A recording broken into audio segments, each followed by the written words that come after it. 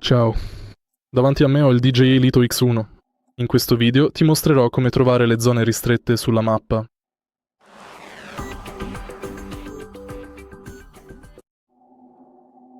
All'inizio andiamo sull'app DJI Fly e selezioniamo Mappa.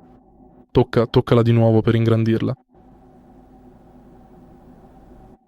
Successivamente allontana la visuale e, come puoi vedere, ci sono diversi colori sulla mappa. Colori diversi indicano diverse zone di restrizione. Tocca il pulsante Info per gestire la legenda.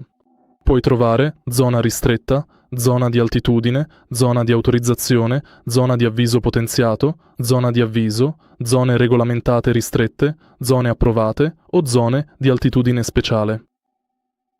Se hai trovato utile questo video, lascia un like, un commento e iscriviti al canale.